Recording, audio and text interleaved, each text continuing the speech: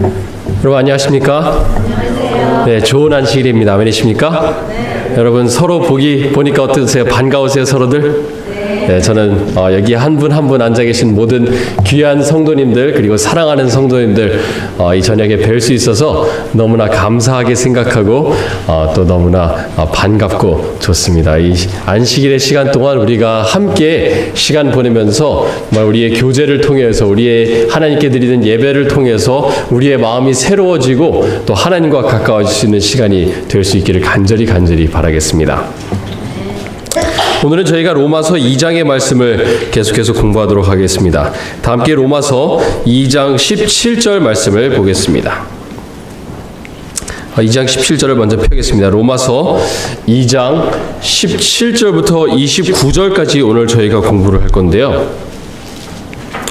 오늘 말씀의 제목은 낡은 믿음은 위선을 낳는다라고 정해봤습니다. 낡은 믿음은 위선을 낳는다. 한번 따라해서 한번 말씀해 보겠습니다. 낡은 믿음은 위선을 낳는다. 네. 오늘 함께 좀 위선에 대해서 생각을 해볼 건데요. 이 위선이라는 죄는 제가 개인적으로 생각했을 때 모든 사람들이 여기 앉아 계신 모든 분들, 저를 포함해서 모든 분들이 아마 위선이라는 죄는 한 번쯤 지어보지 않을까 생각이 듭니다. 이 세상에 위선이라는 죄를 짓지 않는 사람은 딱 두 종류가 있습니다. 한 종류는 예수님이고요. 네, 예수님께서는 말씀하시는 것이나 생각하시는 것이나 행동하시는 것이 완전히 일치하셨기 때문에 전혀 위선의 죄가 없으셨고, 두 번째로 위선의 죄를 짓지 않는 사람은 누구인가 하면 생각하는 것도 악하고 말하는 것도 악하고 행동하는 것도 악한 사람은 위선의 죄를 짓지 않아요. 다 일치하기 때문에. 네. 아마 우리는 그 두 종류에는 아마 포함이 안 되지 않나 싶습니다. 물론 우리가 예수님처럼 되고 싶지만, 그리고 우리가 더 우리의 삶 속에 우리의 언행과 행동과 생각이 일치했으면 좋겠지만, 우리가 부족한 까닭에, 우리의 육신이 약한 까닭에 그렇지 못할 때가 있습니다. 그래서 우리가 어떻게 하면 이 위선의 문제가 어디서 오고 그 문제를 해결할 수 있을지 오늘 함께 로마서 2장을 통해서 생각해 보겠습니다. 로마서 2장 17절 부터 보겠습니다. 사도 바울이 말씀하십니다. 유대인이라 불리는 내가 율법을 의지하며 하나님을 자랑하며 율법의 교훈을 받아 하나님의 뜻을 알고 지극히 선한 것을 분간하며 맹인의 길을 인도하는 자요 어둠에 있는 자의 빛이요 율법에 있는 지식과 진리의 모본을 가진 자로서 어리석은 자의 교사요 어린 아이의 선생이라고 스스로 믿으니. 네, 여기까지의 내용 보시면 17절부터 20절까지 유대인들이 자기 자신에 대해서 생각하는 여러 가지 생각들이 나와 있는데, 여기에 열거된 것들 중에서 나쁜 것이 있습니까, 없습니까?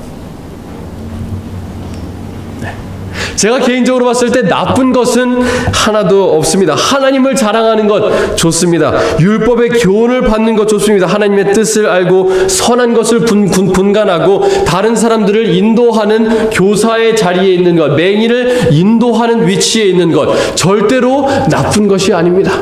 네. 유대인들은 자기 스스로에 대해서 생각하기를 이런 장점들을 나는 가지고 있다라고 생각하는 사람들이 바로 유대인들이었습니다. 그래서 20절까지는 사도 바울이 아주 좋은 말들, 유대인들이 스스로에 대해서 생각하고 있는 이 자찬하는 그런 모든 것들을 다 나열하고 나서 21절부터는 갑자기 사도 바울이 방향을 확 바꿔버리십니다. 21절입니다. 그러면 다른 사람을 가르치는 내가 너 자신은 가르치지 아니하느냐? 네. 여러분 여기 나와 있는 말씀들 보실 때 왜라는 단어를 드시면은 아마 좀 더 이 말씀들을 이해하기가 한국어로는 좀 더 이해하기가 쉬울지 모르겠습니다. 다시 한번 읽어보겠습니다. 그러면 다른 사람을 가르치는 내가 왜 도대체 너 자신은 가르치지 아니하느냐?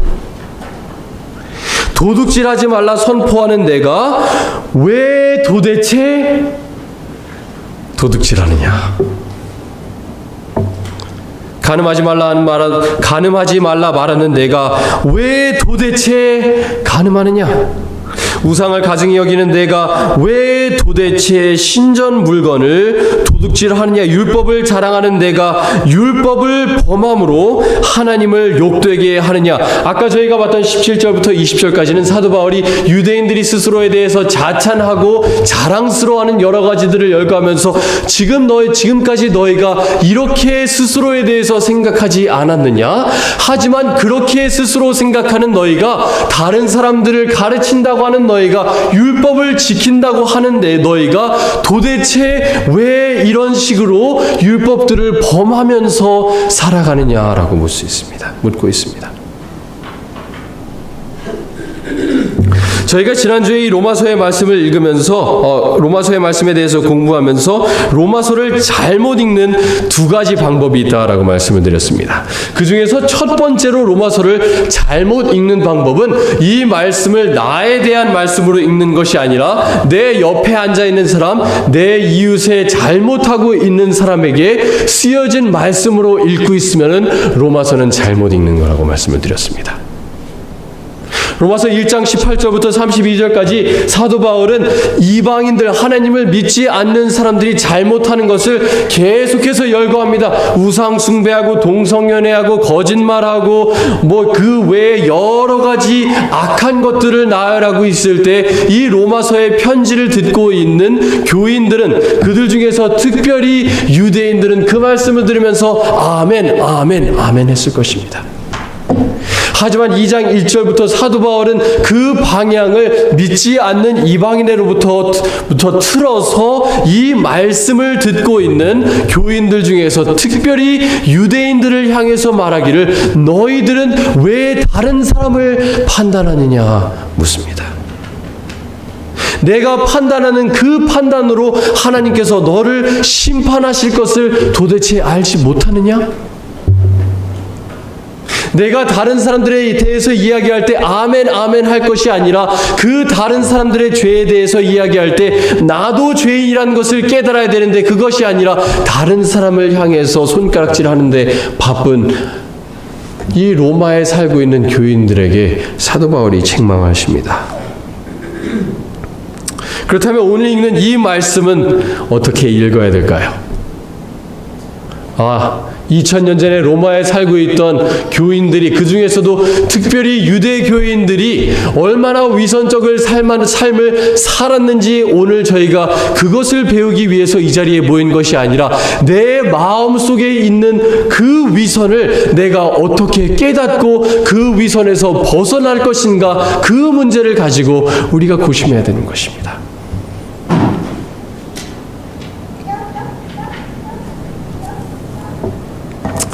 자, 그럼 21절부터 다시 보겠습니다. 그러면 다른 사람을 가르치는 내가 내 자신은 왜 도대체 가르치지 아니하느냐? 도둑질하지 말라 선포하는 내가 왜 도대체 도둑질하느냐? 그러면 도둑질하면 되나요? 안 되나요? 네, 안 됩니다. 우리가 제7일 안식일 예수 재림교인으로서 십계명이 유효하다는 것을 저희는 믿고 있습니다. 우리가 도둑질을 하는 것이 안 된다고 우리 자녀들에게 가르치고 내 자신도 도둑질하면 안 된다는 것을 알고 있습니다. 네. 여기 가게 하시는 분들 몇 분이 계신데 가게 운영하시면서 누가 도둑질하는 거 보신 적 있으세요? 없으세요? 네. 노예순 사님 있으세요? 있으실 겁니다. 네. 그 도둑질하는 거 모습 보시면 기분이 어떻습니까? 참 마음이 흐뭇해지면서 마음이 따뜻해집니까? 이 속이 부글부글 끓어오릅니까? 속이 부글부글 아마 끓어오르실 것입니다. 그것이 정말 1불도 안 되는 50전짜리 물건이라고 하더라도 다른 사람이 내 물건을 훔쳐가는 그 모습을 보면은 그렇게 기분이 썩 유쾌하지만은 않습니다. 사도 바울이 말하기를 도둑질하지 말라는 것을 너희가 알고 있으면서도 너희들은 왜 도대체 도둑질을 하느냐라고 사도 바울이 물어요. 여러분, 이 말씀을 읽으면서 나는 도둑질하지 않으니까 괜찮지라고 생각을 하실 수가 있겠습니다. 근데 제가 이 로마서 말씀을 공부하면서 또 이 말씀을 준비하면서 굉장히 저는 개인적으로 힘들어요. 왜 힘든가 하면 두 가지 때문에 힘듭니다. 첫 번째는 제가 머리도 좋지를 않고 이 영의 눈이 덜 뜨였는지 이 로마서 말씀이 너무너무 어려워요. 이걸 좀 교우님들에게 제가 정말 잘 이해하고 잘 숙지해갖고 교우님들께 정말 수려하게 가르쳐 드릴 수 있으면 좋겠는데, 제가 이 말씀을 일주일 내내 가지고 씨름해도 너무너무 어려운 말씀이 로마서의 말씀입니다. 제 역량이 부족하기 때문에 첫 번째로 힘들지만, 두 번째로 힘든 것은 무엇인가 하면 이 말씀이 저를 찌르기 때문에 제가 너무너무 힘듭니다. 이 도둑질하지 말라. 왜 도대체 내가 도둑질하느냐, 이 말씀 읽으면서 처음에는 저는 뭐 어디 가게 가서 물건을 한 번도 훔쳐본 적이 없어요. 저는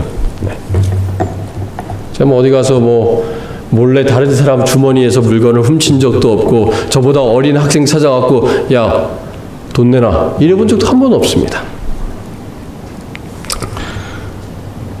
그런데 제가 정말 깊이 제 자신을 되돌이켜 보면서 내가 도둑질한 적이 있는가 없는가를 고민해 봤을 때 분명히 도둑질한 적이 있더라고요.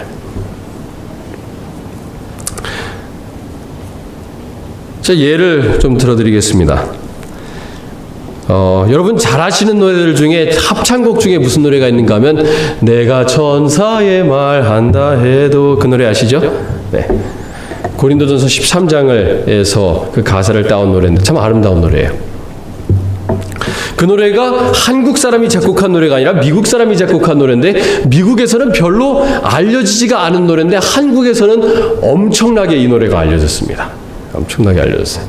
뭐 교회들 가면은 많은 교회들에서 이 노래를 부르는데, 제가 이 노래를 쓰신 미국인 작곡가의 인터뷰를 한번 읽어본 적이 있는데 굉장히 큰 상실감을 안고 살아가고 계세요. 왜 그런가 하면 이분은 이 노래를 작곡하시는 것으로 먹고 사시는 분인데, 그분의 노래들 중에 많이 알려진 노래가 거의 없어요. 그 중에서 가장 잘 알려진 노래가 이 노래인데, 이 노래는 어디에서만 히트를 쳤는가 하면 한국에서만 히트를 쳤는데, 이분이 한국에서 이 노래가 히트 친 거를 수년이 지나도록, 10년이 지나도록 그거를 알지 못하고 살아왔어요. 그 얘기는 무슨 말인가 하면, 그분이 이 노래를 만드셔서 이 노래에 대한 판권을 가지고 있고 상표권을 가지고 있는데도 불구하고 아무도 이분에게 물어서 그 노래 좀 써도 되겠습니까? 그 노래를 좀 복사해도 되겠습니까? 라고 물은 사람이 단 한 번도 없었던 거예요.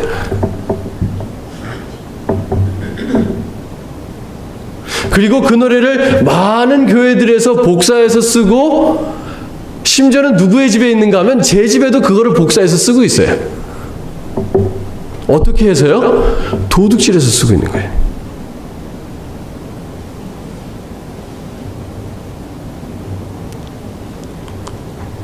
뭐 우리들끼리는 뭐 그냥 좋은 게 좋은 거고, 지금 뭐 다른 교회들에서도 다 그렇게 하니까 괜찮다라고 생각할 수 있지만, 그 노래를 쓰신 분의 입장에서는 그게 괜찮지 않아요.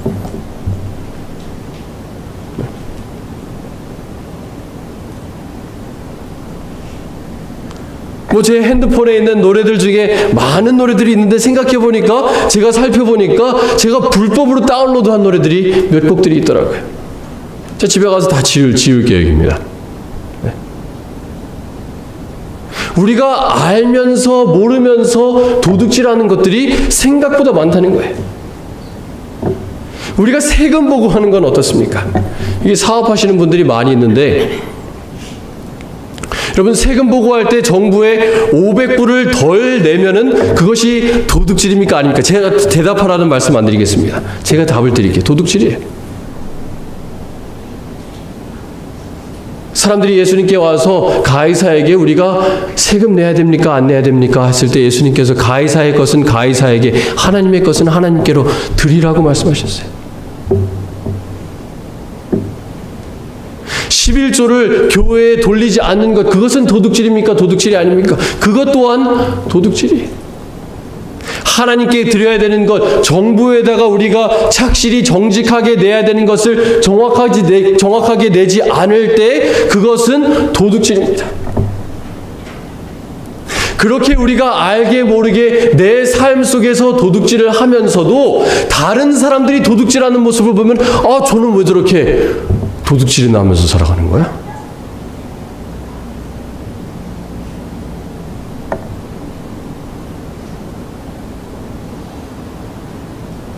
참 안타까운 현실이에요.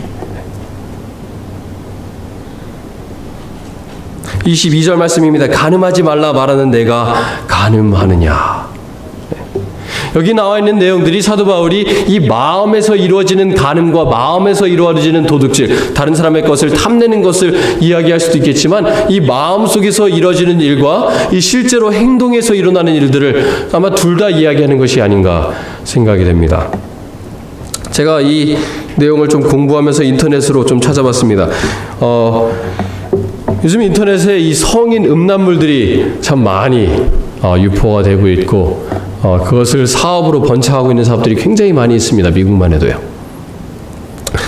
네, 이 미국 인구 중에 이 지난 한 달간 음란물을 시청한 적이 있습니까? 라는 질문을 했을 때 미국인의 남자들, 믿지 않는 사람들에게 질문했을 때 남자들의 65%가 지난 한 달 동안 음란물을 시청한 적이 있습니다. 라고 얘기를 해요. 그래서 재작년에 바나 그룹이라고 해서 이제 기독교인들을 조사하는 이 기업이 있는데요. 그 기업에서 예수님을 믿는다고 하는 그리스도인들에게 똑같은 질문을 했습니다. 지난 한 달간 음란물, 성인 음란물을 시청하신 적이 있습니까? 라고 질문했을 때 그리스도인 남자의 몇 %가 예라고 했을 것 같습니까? 일반 믿지 않는 사람들은 65%가 예라고 했는데 그리스도인 남자들의 64%가 예라 그랬어요. 몇 %밖에 차이가 안 나요? 1%. 그건 오차범위 내에 있기 때문에 사실은 차이가 안 나는 거예요.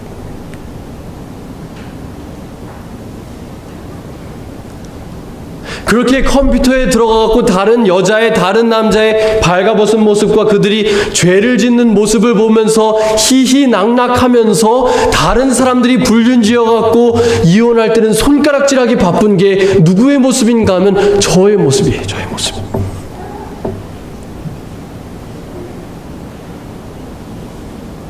우리의 모습이에요. 우리의 모습.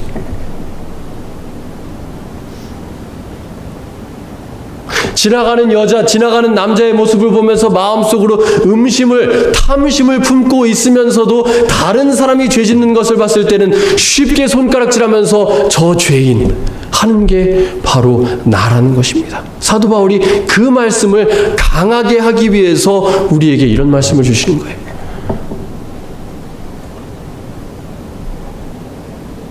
내가 11조 제대로 안 내고 있느냐? 내가 세금 낼 때 거짓으로 보고하고 있느냐? 내가 다른 사람의 물건을 다른 사람이 판권 가지고 있는 것을 내가 허락 없이 도용하느냐? 그러면서도 다른 사람들이 똑같은 죄를 지을 때는 왜 더 엄격한 잣대를 들이대느냐? 그런 위선으로 살아가지 말아라. 사도 바울이 이야기하고 있습니다.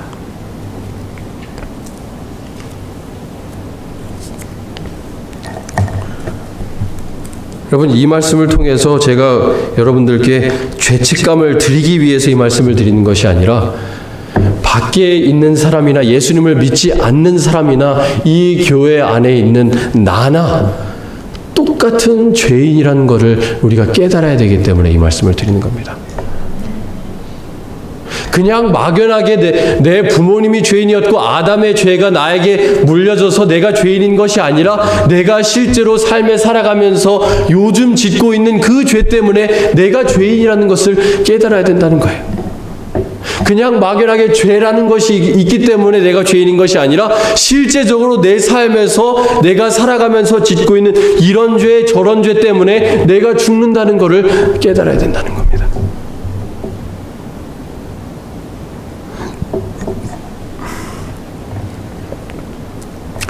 자, 근데 이 위선의 문제가 왜 생기는가? 25절부터 저희가 보겠습니다.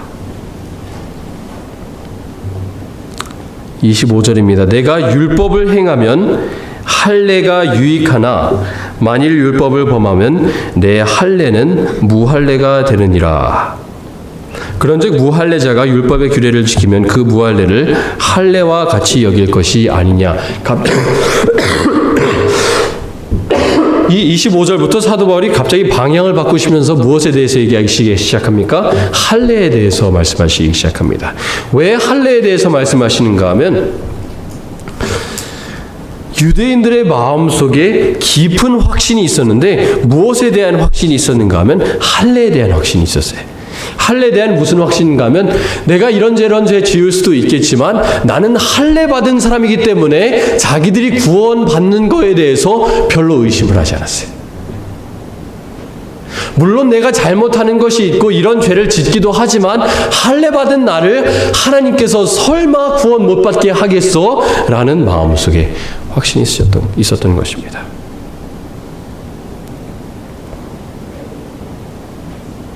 자, 근데 29절의 말씀을 보겠습니다. 28절 말씀입니다. 죄송합니다. 무릇 표면적 유대인이 아니요 표면적 육신의 할례가 아니니라. 유대인들아, 너희 할례 받아서 구원받을 거라고 생각하니? 너희가 겉으로 받은 할례가 진짜 할례가 아니라 29절 오직 이면적 유대인이 속마음으로 유대인인 사람이 유대인이고 할례는 어디에 할지니?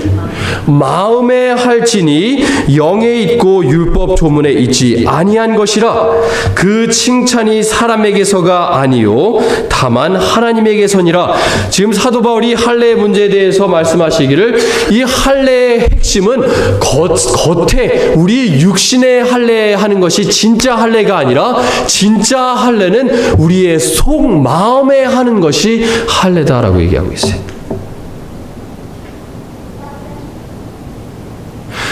지금 저희가 공부하고 있는 이 내용은 위선에 대한 내용입니다. 이 위선에 대한 내용의 해결책으로 제시하는 것이 무엇인가 하면 마음의 문제를 해결해야 된다는 거예요. 마음의 문제.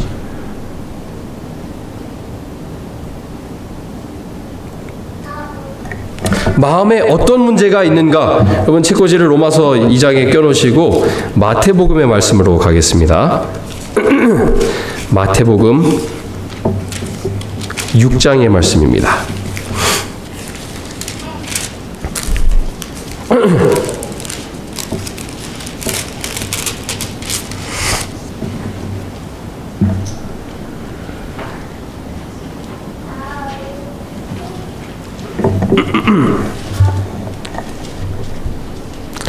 마태복음 6장 2절 말씀입니다.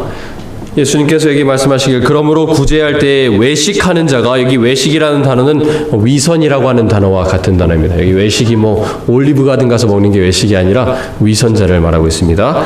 외식하는 자가 사람에게서 무엇을 받으려고요?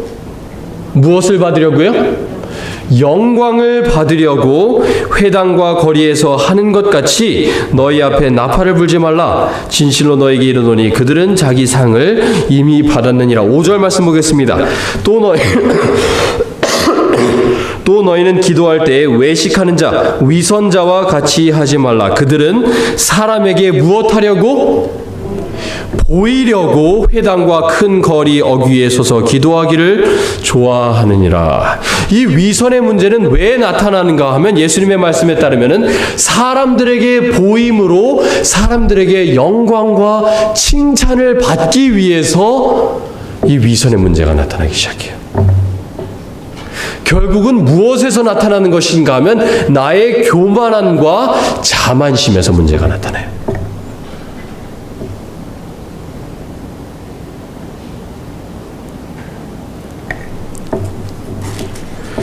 마태복음 23장 말씀 보겠습니다. 그 내용에 대해서 예수님께서 더 자세하게 23장에서 말씀을 하시는데요. 이 마태복음 23장은 아주 위선에 대한 장입니다.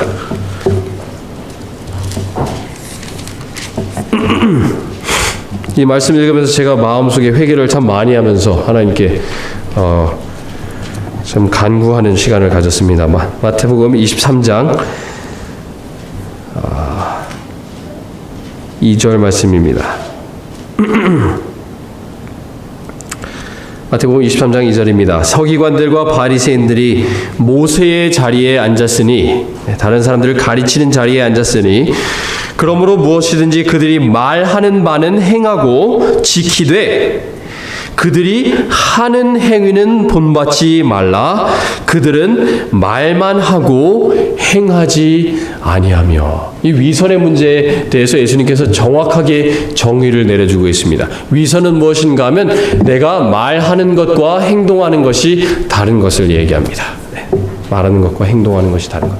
언행 불일치. 혹은 말하는 것과 행동은 일치할 수 있으나 마음이 일치하지 않을 때도 그것을 가리켜서 위선이라고 얘기합니다.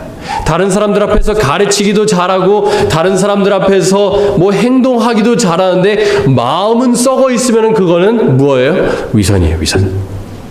근데 이 25절 말씀 보겠습니다.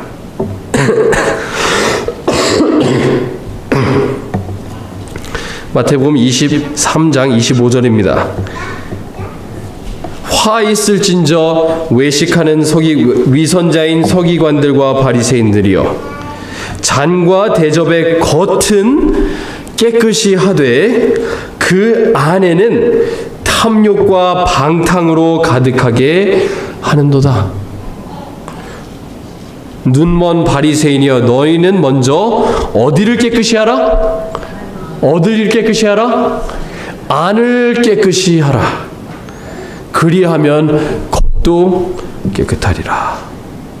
계속해서 읽겠습니다. 화 있을진저 외식하는 서기관들과 바리새인들이여, 회칠한 무덤과 같으니. 회칠한 무덤은 무엇입니까? 이 무덤이 참 아름답게 장식이 되어 있지만 무덤 안에는 결국 무엇이 있습니까? 죽은 시체가 있어요.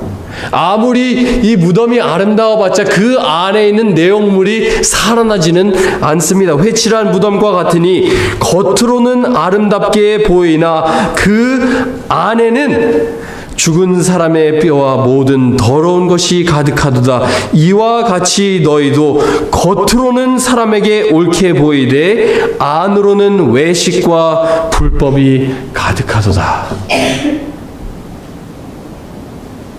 여기 서 있어서 여러분을 가르치고 여러분들에게 설교하고 있는 제가 위선자이고, 여기 앉아 계신 여러분들도 위선자일지는 모르겠습니다만 그 위선의 문제를 해결하기 위한 해결책으로 예수님께서 제시하시기를, 겉의 문제를 해결하기 전에 어디를 해결하고요? 안의 문제를 해결하라고 말씀하십니다.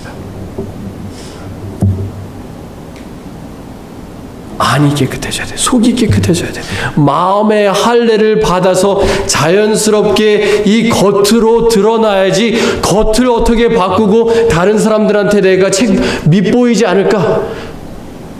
내가 어떻게 하면 다른 사람들에게 욕먹지 않겠지? 이렇게 하면 다른 사람들에게 칭찬받겠지 하는 생각으로 그런 신앙생활을 하다 보면 나도 모르게 내 마음속에 위선이 쌓이다가 그것이 위선인 것도 모른 채로 신앙생활이 유지되게 되는 것입니다.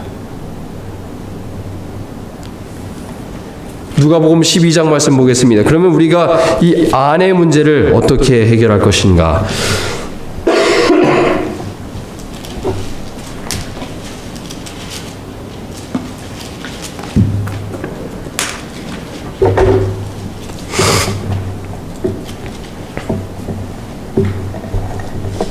누가복음 12장 1절 말씀입니다.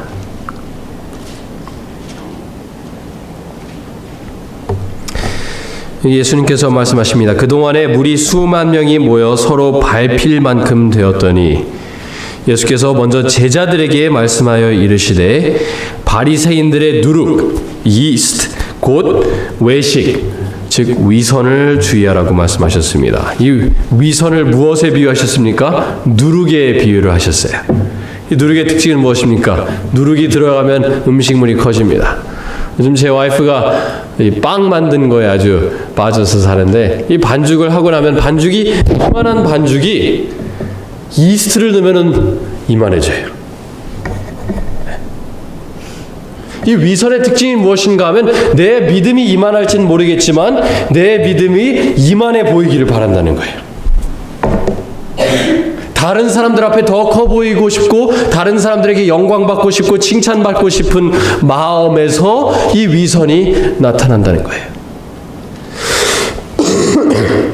5절 말씀입니다. 그러면 이 위선의 문제를 어떻게 해결해야 되는가? 5절, 마땅히 두려워할 자를 내가 너희에게 보이리니 곧 죽인 후에 또한 지옥에 던져넣는 권세 있는 그를 두려워하라. 여기서 그는 하나님 아버지를 말씀하고 있습니다. 그를 두려워하라. 내가 참으로 너에게 이르노니 그를 두려워하라. 여기 예수님께서 두 번이나 반복하면서 말씀하시기를 하나님 아버지를 경외하라. 하나님 아버지를 두려워하라. 그렇게 할 때 너의 마음속에 위선의 마음이 없어질 것이다 말씀하십니다. 근데 예수님께서 거기서 마치지 않습니다. 8절 말씀 보겠습니다. 내가 또한 너에게 말하노니 누구든지 사람 앞에서 나를 시인하면, 여기서 나는 누구입니까? 예수님입니다. 나를 시인하면 인자도 하나님의 사자들 앞에서 그를 시인할 것이요 사람 앞에서 나를 부인하는 자는 하나님의 사자들 앞에서 부인을 당하리라. 예수님께서 처음으로 위선에 대해서 말씀하시면서 그럼 어떻게 할 것인가? 처음으로 하나님 아버지를 두려워하라. 두 번째는 무엇인가 하면 예수 그리스도를 시인하는 삶을 살아라 라고 말씀하십니다. 조금 이따 이 말씀에 대해서 조금 더 자세히 말씀을 드리겠습니다. 근데 거기서 마치질 않습니다. 10절 말씀입니다. 누구든지 말로 인자를 거역하면 사하심을 받으려니와 누구를 모독하는 자는, 성령을 모독하는 자는 사하심을 받지 못하리라. 다른 말로 하자면 성령님을 모독하는 죄를 짓지 말아라 라는 말씀하십니다. 예수님께서 세 가지를 말씀하십니다. 첫 번째로 하나님 아버지를 두려워하라. 두 번째로 예수님을 시인하는 삶을 살아라. 세 번째로 성령을 모독하는 죄를 짓지 말아라 라고 말씀하시는데, 왜 그 세 가지를 말씀하시는가? 왜 이 삼위일체를 거론하시면서 말씀하시는가 하면 이 세 가지가 연결이 되어 있기 때문에 그렇습니다.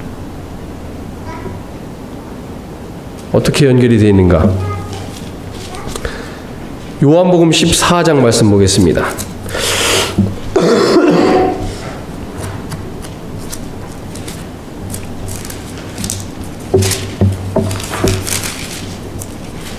요한복음 14장 6절의 말씀입니다. 여러분 잘 알고 계시는 말씀입니다. 요한복음 14장 6절입니다. 예수께서 이르시되 내가 곧 길이요 진리요 생명이니 나로 닮지 않고는 아버지께로 올 자가 있느니라 없느니라? 없느니라. 우리가 아버지를 경외하는 삶, 아버지를 두려워하는 삶을 살기 위해서는, 그리고 아버지께로 가기 위해서는 누구를 통해서 가야 돼요? 예수님을 통해서 가야 됩니다. 그래서 하나님을 경외하는 것과 하나님 아버지를 경외하는 것과 예수님을 시인하는 것은 사실 연결이 되어 있어요. 예수님을 시인하지 않으면은 아버지께로 갈 수가 있어요, 없어요? 없어요. 그렇다면 예수님을 시인하는 삶은 무엇인가? 그냥 말로 주여 주여 저는 예수님을 믿습니다 아멘 하는 것이 예수님을 시인하는 삶이 아니라, 삶 속에서 내 행동으로 예수님을 아는 척하고 내 삶에서 예수님이 뚝뚝 묻어나는 삶이 예수님을 시인하는 삶이에요.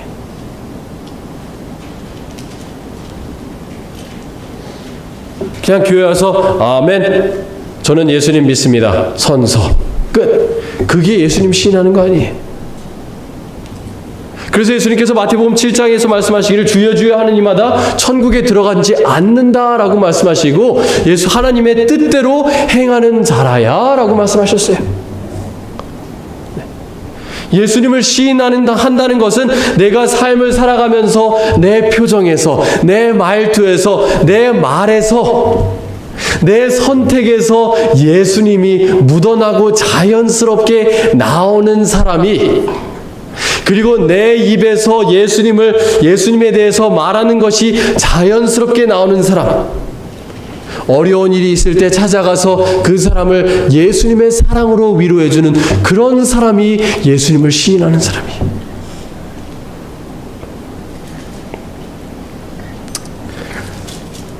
자, 우리가 예수님께 가기 위해서는 진리이신 예수님을 통해서 가야 된다고 말씀을 드렸는데요.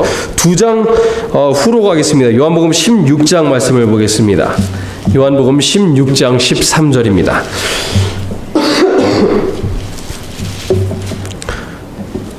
우리가 아직까지 위선에 대해서 이야기를 하고 있습니다. 요한복음 16장 13절입니다.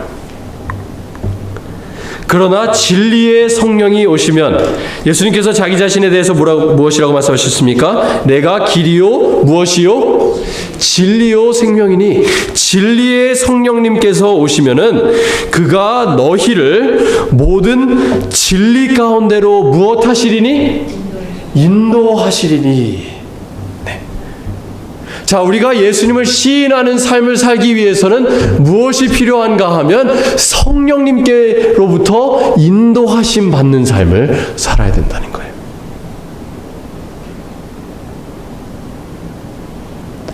성령님께서 우리의 마음속에 말씀하실 때 네 하고 순종하고 그 인도하심에 순종해서 따라갈 때에 내 삶 속에서 예수님을 시인하고 내 말과 행동과 마음과 표정과 내 모든 것으로 예수님을 시인하는 것을 삶을 살아가면 살아갈수록 내 마음, 내가 부족한 것이 보여서 하나님을 볼 때 내가 부족한 사람이구나. 하나님을 경외하는 마음, 하나님을 두려워하는 마음이 생긴다는 거예요. 그냥 하나님을 보면서 벌벌 떠는 것이 아니라 이 예언의 신의 말씀에 이런 말씀이 있습니다. 완전에 가까워지면 가까워지는 사람일수록 예수님의 품성을 더 닮아가면 닮아갈수록 자기가 더 완전하게 느끼는 것이 아니라 자기가 더 불완전하게 느끼고 자기가 더 부족하다는 것을 느낀다고 말씀하십니다. 성령님의 마음에 촉구하시는 것에 응답하여서 순종하는 삶을 살면서 예수님을 시인하여서 내 품성이 변화되면 변화될수록 하나님을 바라볼 때 나는 당당하다. 내 공로로 하늘나라 들어갈 수 있겠네. 그렇게 생각하는 것이 아니라 나는 정말 부족한 죄인이구나. 하나님, 저를 좀 불쌍히 여겨주십시오. 하나님의 은혜로 저를 구원하여 주십시오. 하나님을 경외하게 된다는 것입니다. 다시 로마서 2장 말씀 보면서 마치겠습니다.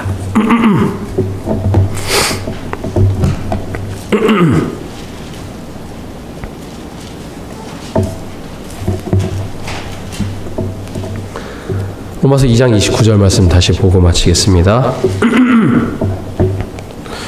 오직 이면적 유대인이 유대인이며 할례는 어디에 할지니? 마음에 할지니. 어디에 있고요? 영에 있다. 왜 영에 있다고 하셨습니까? 저희가 방금 봤던 누가복음 12장의 말씀 때문에 그렇습니다. 영에 반응해야 예수님을 시인하고 예수님을 시인하는 삶을 살아야 하나님 아버지를 경외하고 하나님을 두려워하는 마음이 들 때에 우리가 위선적인 삶을 살 수 없기 때문에 영에 있다고 말씀하시는 거예요. 그 출발이 영에 있어요. 성령님께 반응하는 삶을 살아야 돼요. 그렇기 때문에 영에 있고 율법 조문에 있지 아니한 것이라. 그 칭찬이 사람에게서가 아니요 다른 사람들에게부터 영광받고 칭찬받기 위해서 사는 삶이 아니라 하나님에게서 칭찬받기 위해서 사는 삶이라는 것입니다. 여러분이 속마음부터 변화되어서 이것이 겉마음이 아닙니다. 겉사람으로까지 정말 철철 넘치는 우리 교우님 되시기를 간절히 바랍니다. 그렇게 될 수 있다고 저는 믿습니다. 그것이 바로 복음의 능력이에요. 우리가 그렇게 변화될 수 없다면 복음에 도대체 무슨 능력이 있겠습니까? 예수님께서는 우리를 그렇게 변화시켜 주시기를 원하세요. 그리고 그렇게 하실 수 있는 능력의 하나님이십니다. 그 능력의 하나님 의지하셔서 우리가 위선의 삶을 벗고 우리의 마음과 말과 행동이 정말 자연스럽게 일치하시는 능력의 삶을 사시는 여러분과 제가 되길 바라면서 말씀을 마치도록 하겠습니다.